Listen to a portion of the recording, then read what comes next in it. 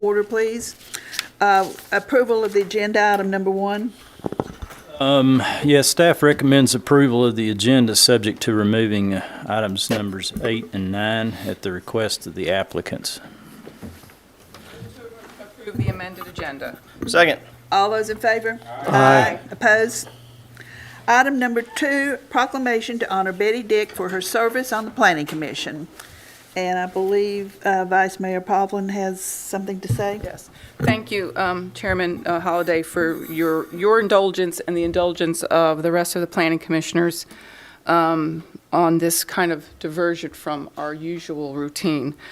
First off, I wanted to call out we have some dignitaries in the room that I wanted to mention. Alderman Mary Ann McGill, Alderman Eric Johnson, Alderman Ron Samandel, and Alderman Betty Dick are in the audience. These are amongst the group of our founding members and amongst the group of our first alderman who got this all started. So we sit here today as a privilege because of the hard work they did to get this town incorporated and to get it started with our ordinances, with all the details that needed to happen to get a community started. So we have decided as a Board of Mayor and Aldermen to dedicate the third week of January going forward as our Founders Week to celebrate the founding of our town. We're 43 years in existence. We haven't done this before. We've got a lot of new people moving in that may not know the history of our town and how unique and how special our town is and why it's unique and special. Why people want to live here is because of the heart and soul of why we were founded and the effort that we put in as residents. We are residents that sit up here. We're residents and volunteers that sit at the Board of Mayor and Aldermen. It is a privilege to serve in this community because it's just, I imagine the founding members drive down our streets every day and just in amazement that this is how our community has grown, and it stays true to their founding principles. And it's just a privilege to sit up here and read this this proclamation. So I want to let you know real quickly, Eric Johnson approached me a couple of months ago, wanted to honor Betty Dick. He stated, and I agree with him, that she really is the heart and the soul of our founding, the energy behind it. If anybody wants to understand how our town was founded, please read this book. You read it and you know that Betty is at the heart of this. We decided to do the third week of January as it's significant for a few reasons.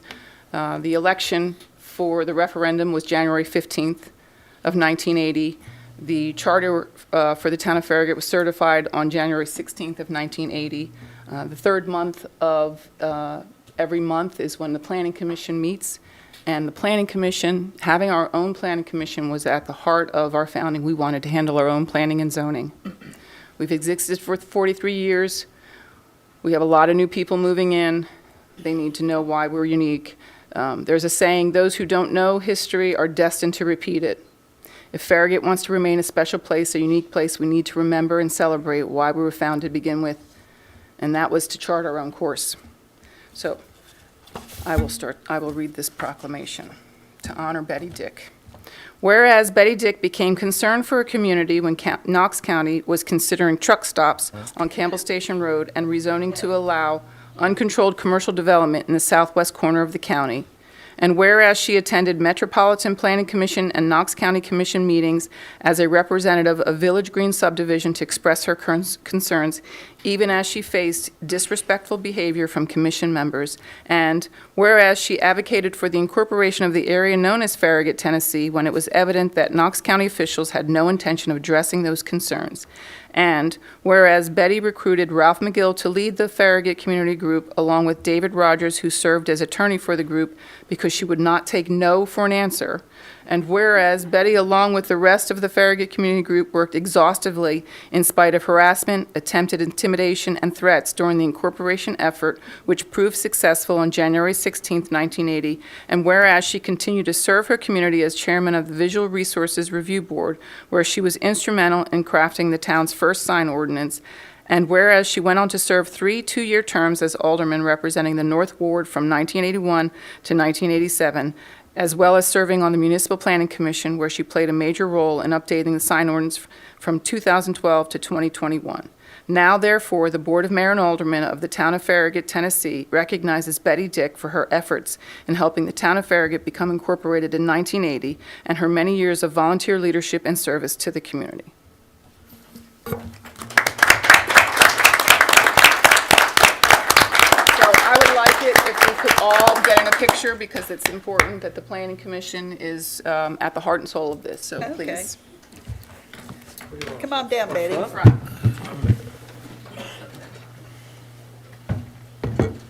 Eric, Ron, and Mary Ann, I'd like you in this picture as well, please.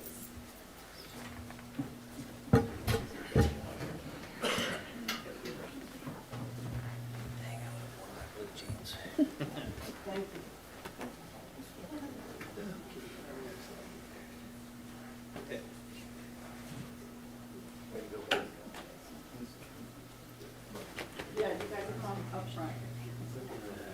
Eric and Iris, we need to get closer, so if you guys can get in front. We need to do two rows. Yeah, you guys get in front of us, and I'll stand right behind you. Well, let's put Betty in the front and center. Shannon, come on over, you're the shortest one. I really think she is too, so that's. We got rebalance. It's okay. Oh, okay. All right.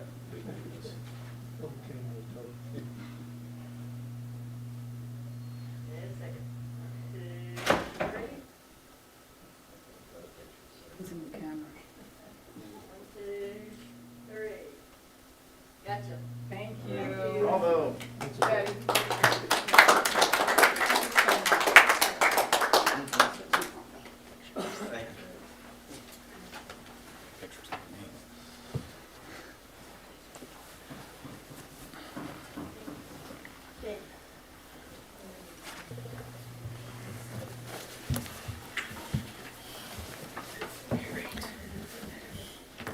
And I want to say that Betty was a real inspiration with the Planning Commission, but also her history with the town of Farragut was very helpful. She could remember why things had been done the way they were done from the very beginning. And that's important with planning, to know why you're doing what you're doing, or what has been done. And Betty was very instrumental in helping us with all those things. So thank you, Betty. So move on to item number 3, approval of the minutes for the December the 15th, 2022 meeting. Do we have any corrections or changes? No, staff recommends approval as submitted. Motion to approve as presented. Second. All those in favor? Aye. Opposed? I'm going to move on to item number 4, discussion and public hearing on the installation of underground fiber optic cables for Comcast and Kingston Light along the east side of Concord Road, under Concord Road on the town center to Biddle Farms, access along Concord Road to service 170 Brooklawn Street, Comcast applicant. Yes, this item was postponed at the December meeting, and we're presenting it at this time.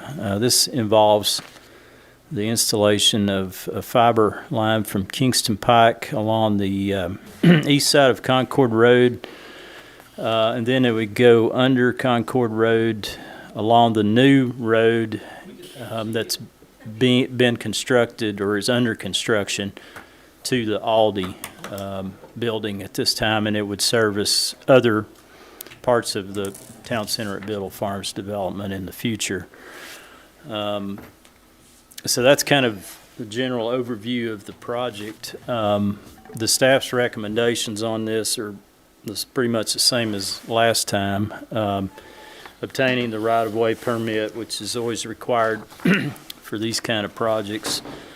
Providing a letter of credit, the town engineer would provide a dollar amount for the letter of credit, and that basically just covers if any areas or any town structures or anything were disturbed, and it just as an assurance it'll be properly restored to its previous condition. And then that the work be all the work be conducted through directional boring rather than any open trench installation. With those comments, the staff recommends approval subject to those three conditions. Is anybody here with the applicant? You- You'll come up, please, and give us your name and your company name and a company address. You see if anybody on the planning commission has any questions for either Mark or the applicant. I'd like to make sure the applicant understands that their plan submitted show open trenching. Obviously, Mark touched on it in the subject twos, but I mean, it's a significant change from your plans to go from open trenching to directional bore. We just want to make sure that you understand what the expectations are with that. Okay, yes, I wrote it down. All right. My name is Michael Bailey. I'm with Comcast. You want the local address in Please. Knoxville, 5720 Asheville Highway, 37924. Thank you. Does anybody else have any questions or comments of the applicant or Mark? The bridge attachment, are you going to put it in a steel conduit on the upstream? So it looks like on the upstream side of that bridge? Yes, it's usually either a 2-inch or smaller plastic conduit, and it's mounted underneath the bridge.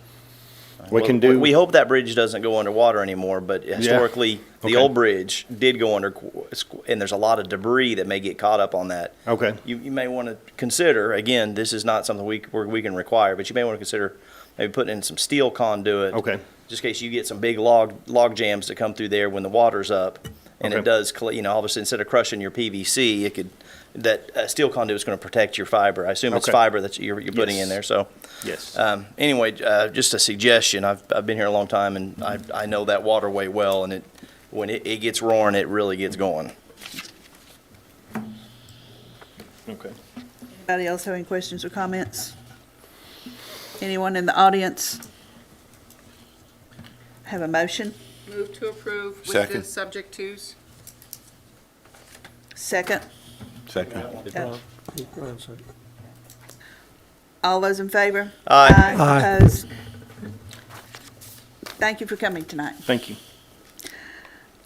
Item number 5, public hearing on the installation of underground fiber optic cable for Zayo along the south side of Outlet Drive from the western town limits across the frontage of 11220 Outlet Drive with termination on the east in Knox County. Apex Advanced Technology applicant.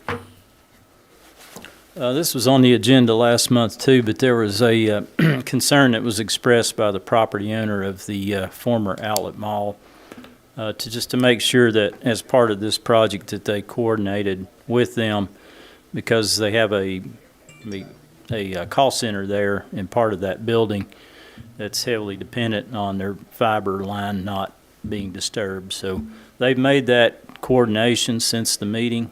So now they're back before the Planning Commission. This is a larger project.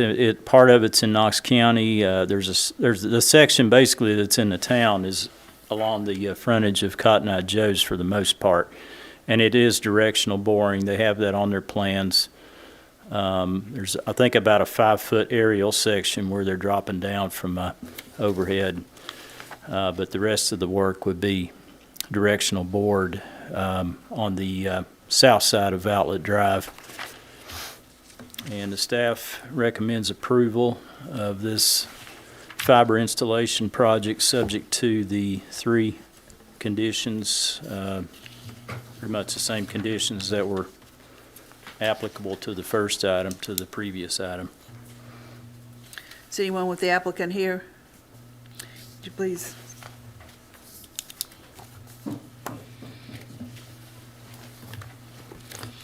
Good evening.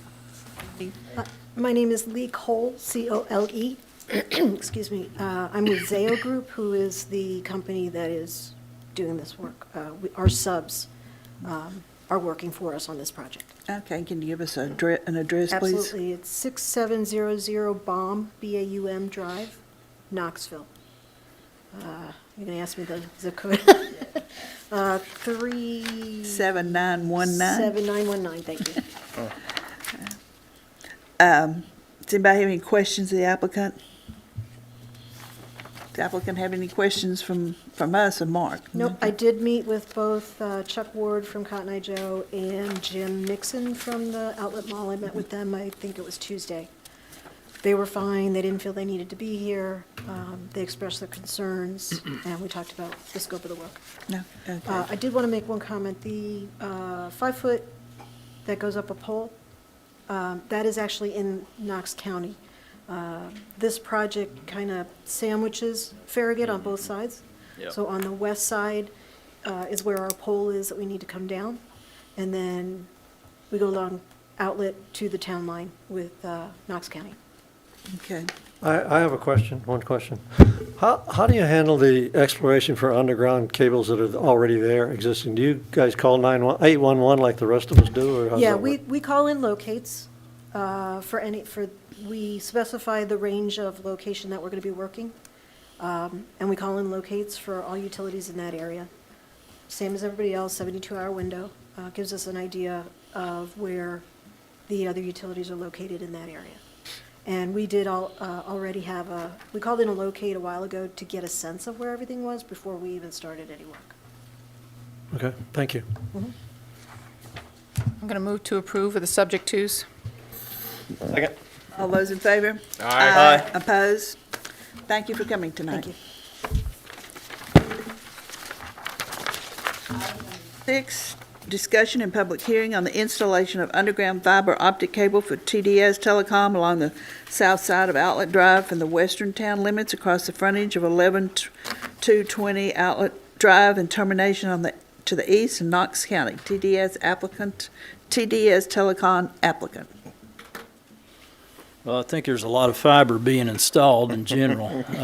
TDS is going in pretty much a similar location from the previous applicant on the south side of Outlet Drive, at least through the town's portion of this project. This one, obviously they'll need to coordinate with the Zayo project. They're all aware of that with this project. And this one goes a little bit further east into Knox County, all the way to the Harley-Davidson facility, almost to Level Road. If you look at the overall, this section here is the only part that's in the town, right across the frontage of Cotton Eye Joe's. So similar to the previous project, it starts in Knox County, goes through the town, and then back into Knox County. And, you know, all the work will be conducted with directional boring. I know our engineering staff has been reviewing the plans. And the staff does recommend approval of this project, subject to the conditions noted. And that also includes, as part of the right-of-way permit, just making sure that they coordinate the work with Zayo, since we know that Zayo also is going in that general location, basically at the same time. Okay. Applicant. You want TDS here? But you're okay with everything, Mark, then? Yeah, I mean, the engineering staff was comfortable with what they've showed, so we'll just have to work with them and make sure they coordinate with everybody. Okay. They know about contacting Jim Nixon too. so Okay, Yeah. Move to approve with the subject twos. all those in favor? Aye. Opposed? Item number 7, discussion and public hearing on the installation of 8-inch HDPE sanitary sewer force main in the center of southbound lane of Virtue Road from Virtue Cumberland Presbyterian Church to the intersection of Turkey Creek Road to service current and future development in the southwest quadrant of the town. Russell Rackley applicant. Yeah, this project involves the installation of an 8-inch sanitary sewer section that would be in the southbound lane of part of Virtue Road, about 600, a little over 600 feet, roughly from Virtue Cumberland Presbyterian Church to the intersection of Turkey Creek Road. They had originally tried to bore under the inlet to Turkey Creek Road, but they failed on 2 or 3 attempts because that would have lessened the impact to Virtue Road. And really, given how that section of Virtue Road is, as you know, there's steep sides on each end of it. There's a depression, there's some culverts in the area. There's just not enough physical space to bore outside of the road, so that's why they're requesting to actually open trench, install this section through that southbound lane to Virtue Road. What's on the screen is part of their traffic control plan, because there will be a temporary closure of a portion of Virtue Road, so they'll have to have a detour route in all directions that might be affected. So that's kind of, that was in the packet. That's kind of an overview of the work. I think if you have any specific questions, Russ can better answer those. I think he's been working with our town engineer on this project, and we were certainly hoping that they could be successful with boring under the inlet, but and I'm sure they were too, but it didn't work out that way. And this line will be part of an overall system that will service that general part of the town. So it's a pretty important section. How long is that going to take? Russ Rackley, Rackley Engineering. I know most of y'all know me. P.O. Box 30456, Knoxville 37930, I think, at the Cedar Bluff Post Office.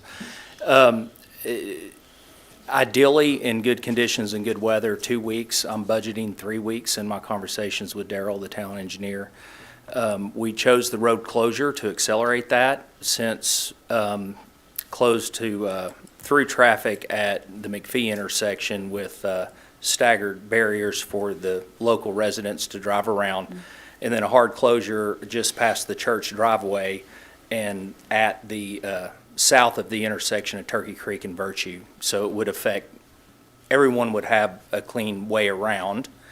And then we'll have a single lane closure. There's about 60 feet that passes in front of the intersection of Turkey Creek Road and Virtue up to Evans Road.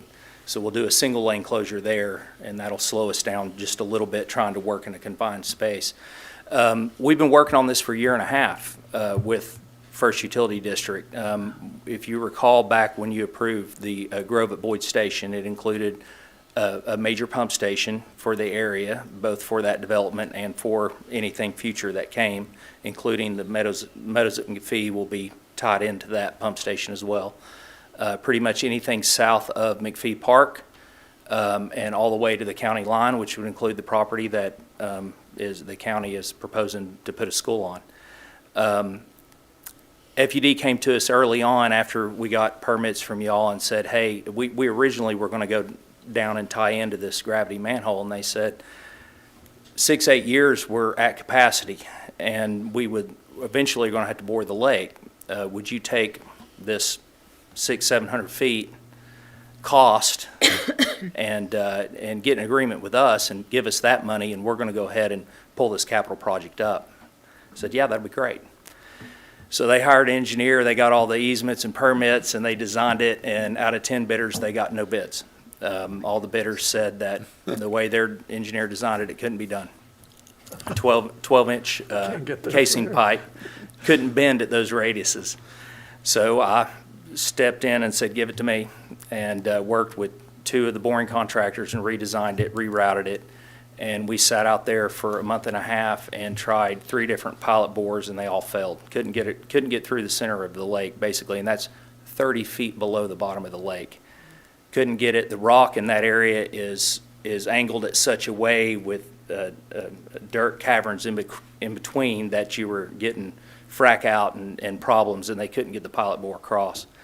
So FUD came back and said, hey, just go ahead, let's reroute this and let's go down to the original plan and tie into this manhole, even though in the future, First Utility is going to have to get across and bypass the Turkey Creek pump station somehow. But they didn't want to hold our development up anymore which it is for our development, but it also serves everything else that comes along behind it. So, so we've rerouted this and working with Daryl and looking at the geology and having already tried to bore, there's just no way. Everything on that side of the road, on the west side of the road, there's, of course, Mr. Williams' barn. He's got a large sinkhole that's kind of a backwater to the lake embayment with a 5x6 box culvert, and there's just no way to get under it. So FUD is okay with the line living in the center of the road, center of the southbound lane, and working with Daryl and, of course, working on backfill specifications coming back up the trench, paving patching with, infrared trucks so it burns in the seams, and TDOT specification for patching roadways. And we've worked through all of that, and Daryl is in agreement and confident that we can meet the road standards on the back end of this. So this is really a last piece of something that we've spent a year and a half in best efforts to try to work ahead with First Utility District on their future needs, and it's just a difficult thing that they're dealing with overall. So that's why we're here tonight, to get a right-of-way permit to put this line down the center of the southbound lane. We chose the center of the lane because there's no wheel traffic in the center of the lane, generally speaking. So it's a little less impactful than going on the center line. And of course, there's a water line under the white stripe virtually through that area. So I'll be happy to answer any questions. Russ, you know that eventually we plan on improving Virtue Road. Yes. Does that, if there's a redesign, I have no idea if they're going to adjust or move it or center, so will there end up being a movement of that pipe again in that project, do you think? There's a potential for that, but that is, since First Utility District cannot have an easement within your roadway, then that's on them to move it. Okay. So basically, we've spent a year and a half trying to get ahead of the curve on everything, but it's just not happening.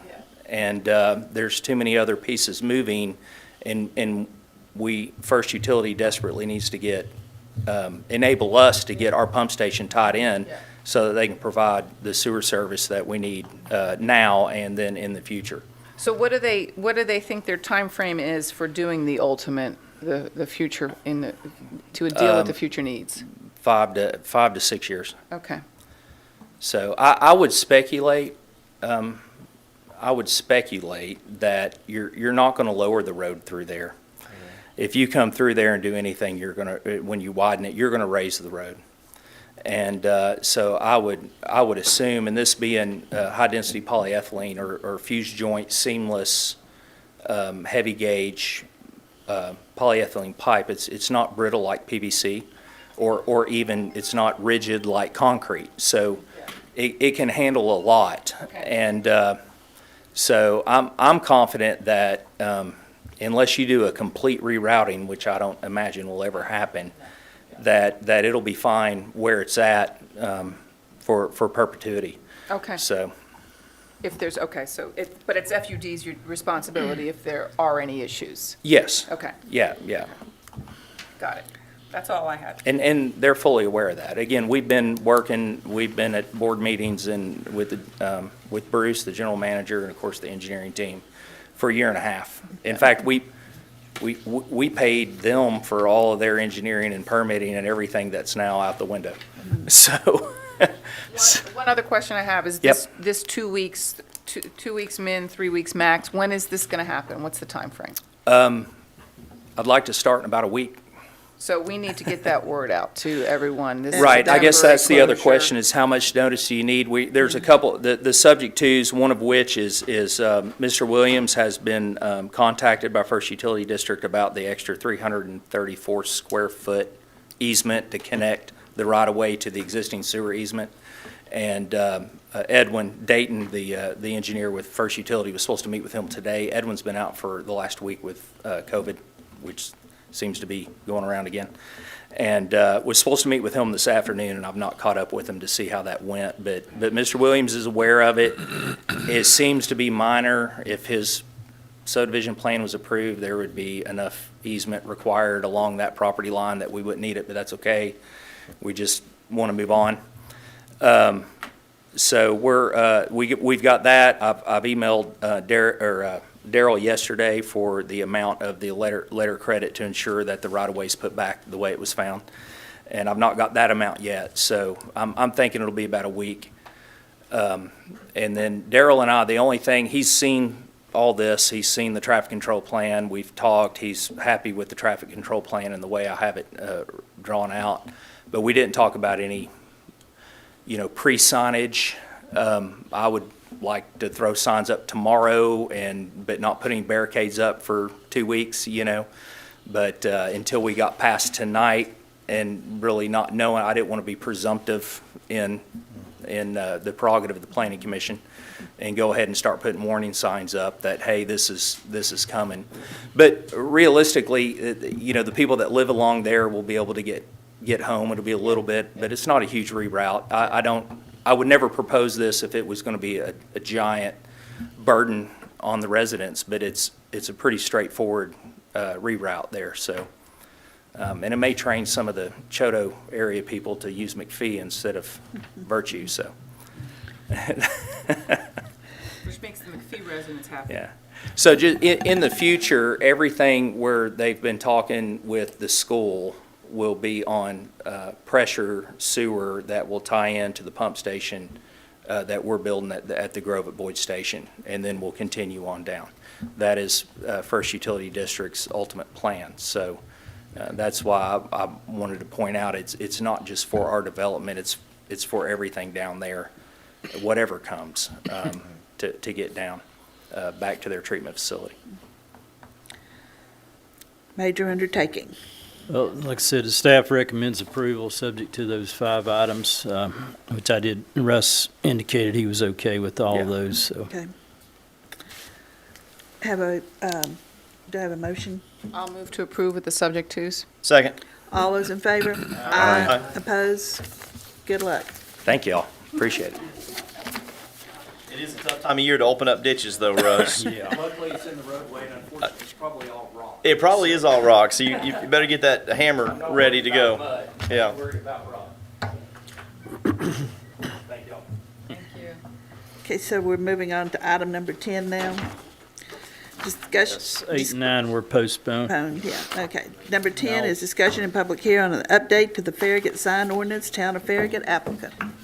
This one over to Bart. He and Holly Marlowe have done a great job going through this ordinance and just tweaking it. We've worked with the updated one for a little over a couple of years, so I appreciate them taking the time to do that. We'll probably be bringing a landscape ordinance pretty soon. We're making some tweaks to that too. And then I'm kind of started looking at the subdivision regulations, and we're going to try to update that this year too, so that'll be fun. So anyway, we got all those things to look forward to in life. So with that, I'll turn it over to Bart. I'm Bart Hose, Town of Farragut. This item involves some proposed amendments to the town sign ordinance. The Planning Commission reviewed these in a workshop form at its November meeting. There were a couple questions, but they seemed well received at the time. As Mark said, the existing ordinance has been in effect for about 2.5 years. We've been working with it. Have identified some patches that need to be made, some issues where it could be improved upon. All of the proposed amendments have also been reviewed by the Visual Resources Review Board and recommended for adoption. Included in your packet is a PC Resolution 23-01, and that resolution recommends the adoption of Ordinance 2301 to the Board of Mayor and Aldermen, and what that ordinance would do would be to delete the existing ordinance in its entirety, and then replace it with this new draft of the sign ordinance. And that's just easier to do because there's so many amendments in different sections that an ordinance trying to do it section by section would be hard to follow. It's easier to just, delete the whole thing and basically re-adopt. If you all have any question on any of the proposed amendments, I believe one of the copies that was in your packet had everything in blue text that we were proposing to change. So if you have any additional questions from the November meeting, I'd be happy to answer them. Anybody have any questions? I know that it's a short meeting tonight, so I'm gonna read you guys some history, because there's been some controversy about our sign ordinance in recent months, and I think it's good for us to remind ourselves, this was one of the reasons the town was founded, was we wanted to clear up our right-of-ways and not have them cluttered. So this is a bit from the book, Full Speed Ahead. Dewey slowed to a stop at the bottom of the hill and looked left across the main road that bisected Farragut, Kingston Pike, the road everyone was afraid was going to soon host commercial strip development all the way down each side. But this morning, Dewey, Ron, and Eric couldn't see down the pike through the sea of real estate, business, and sales signs clustered on both sides of the road outside the windows of Dewey's low-slung sedan. Eric muttered a curse and jumped out of the car, pulling up 10 or so signs, tossing them into a ditch. Ron leaped out as well and helped Eric clear the signs closest to the road, the ones blocking the view of any driver who would try to pull out there. But they were running late and quickly got back in the car and pulled away. Dewey didn't say anything. The whole morning scenario, signs and all, happened often enough that it couldn't be counted as unusual. Our sign ordinance was one of the first things that we worked on. I copied it out because I'm always curious about this. I go in the vault and I find stuff. It was adopted by second reading October 9th of 1980. This was one of the first things. Betty Dick served on the Visual Resources Review Board, and this was one of the first things that worked on. If you look in our zoning ordinances, this is the first major ordinance that I could see that we had adopted, before we even adopted our own zoning ordinance, which didn't happen until 1982.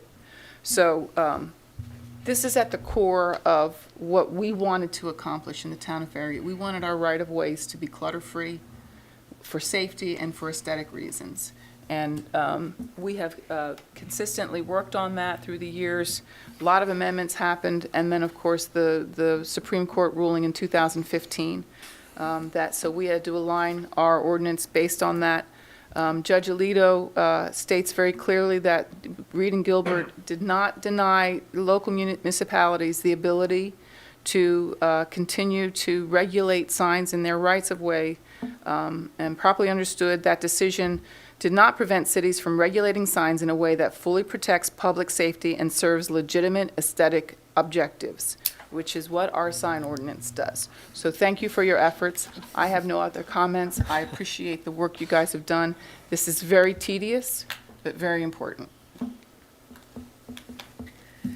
Anybody else have any questions or comments? Have a motion? Second. All those in favor? Aye. Opposed? Thank you all.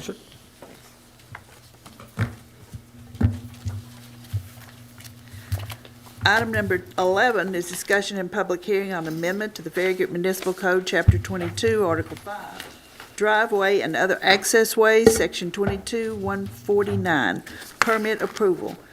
To permit access to a single-family residential lot proposed onto a non-local street to be reviewed by engineering staff unless a concern is identified regarding the request access, in which case such request shall be presented to the Planning Commission and the Board of Mayor and Alderman for approval. Town of Farragut applicant. This is a minor amendment to our driveways and other access ways ordinance, really to simplify the process for driveway approvals for somebody has a single-family lot, and it's just, we've had a couple of these recently that have come through the Planning Commission and the board. Those that service just one person, and there's no connection or extension that's going to happen. So what this amendment really does is it gives the engineering staff the ability to approve those. But if they do feel like there's a concern with the proposed access, then they will just bring it through the current process, which is through the Planning Commission and the Board of Mayor and Alderman. And this kind of gives us the flexibility to look at these minor accesses and where it's, it clearly say if it serves one dwelling unit and it has sight distance, then, it's kind of cumbersome to have to drag an applicant through both the Planning Commission and the Board of Mayor and Alderman. So that's really all that this ordinance is proposing. And the staff recommends approval of Resolution PC-23-04, which recommends approval of Ordinance 23-02. Does anybody have any questions or comments? Mark, I appreciate that you all have always been very conservative about that, that if there's any question that you do bring it to the Planning Commission, sir. So I certainly trust that you all can handle these decisions. Yeah, Thank you. I think And with that, I'm going to move to approve. Do I have a second? Second. All those in favor? Aye. Opposed? Thank you for doing that, Mark. Item number 12, approval of utilities. Do we have any utilities? I do not. They're not. Number 13, citizens forum, and I'm going to start out with citizens forum with we have a member of the town staff who's retiring at the end of the month, Sue Stool, and Sue has been a longtime employee of the town and has worn many hats and done many different jobs, not only as Director of Parks and Recreation, but otherwise too. And she was going to be greatly missed, but also very deserving of retirement. So, and I know she's going to enjoy that time, but we'll miss her. Yep. And Absolutely. so, Yep. want to thank Sue for all of her time with the town of Farragut. She's a long-time employee with the town. Yeah, she is. And how many And a years? resident. And a resident. How Resident, many yep. years, Mark? Do you, Gosh, 30, Probably close to 30, I'm Really? thinking. I think I read Yeah. More than 30, I think. maybe 31. Mhm. Yeah. so she has a lot of knowledge that she's taking with her, but she has passed that knowledge on to a really good staff that she's pleased with. So if anybody else has any questions or comments, citizens forum, anybody in the audience?